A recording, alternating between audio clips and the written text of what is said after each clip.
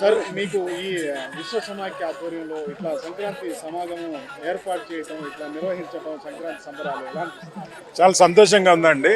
నా పేరు Madhuvulli, American progressive Telugu association ప్రెసిడెంట్ని. సో యాక్చువల్గా నాకు ఇండియాలో ఈ సంక్రాంతి సెలబ్రేషన్స్ అటెండ్ అవ్వడం చాలా ఇష్టం. చాలా సంవత్సరాలు అయింది. బట్ ఇవాళ జరిగే కార్యక్రమం చాలా ఇన్స్పిరేషనల్. ఎందుకంటే యంగర్ జనరేషన్, న్యూ జనరేషన్స్కి మన కల్చర్, సంక్రాంతి అంటే ఏంటి, మనం చిన్నప్పుడు ఏదైతే ఎంజాయ్ చేసామో అది ఇప్పుడు మన పిల్లలకు కూడా చూపించే ఒక ఈవెంట్ ఇక్కడ క్రియేట్ చేస్తున్నారు. Very happy. సో నేను ఈవెన్ మండే వెళ్ళిపోతున్నాను యూఎస్కి. బట్ ఎక్కడ పండగ మిస్ అవుతాను అనుకున్నాను. బట్ పండగను ముందే ఇక్కడికి తీసుకొచ్చి నన్ను పండగలో పార్టిసిపేట్ చేయడం, సో మిస్ అవుతున్నానన్న ఇబ్బంది లేకుండా వెళ్ళిపోతాను.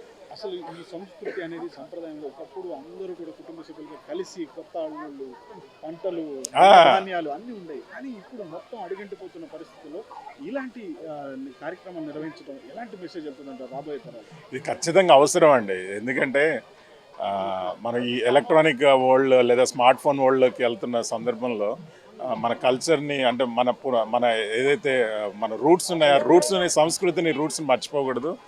అలాంటిది హైదరాబాద్లో ఇంత పెద్ద మహానగరంలో, ఇంత పెద్ద కాంక్రీట్ బిల్డింగ్ల మధ్యలో, శిల్పారావంలో ఇంత నేచర్కి దగ్గరగా పండగ వాతావరణం తీసుకొచ్చారు. ఇది ఏదో ఒక గోదావరి ఒక గ్రామాల్లో ఏదైతే నేచర్ ఎలా ఉంటుందో అలాంటి ఇక్కడ నేచర్ ఫీల్ అవుతున్నాను.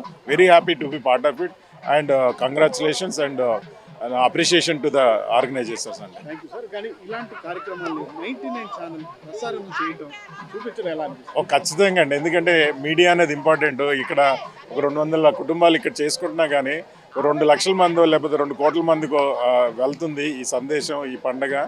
99 టీవీకి శుభాకాంక్షలు. Thank you very much. Thank you.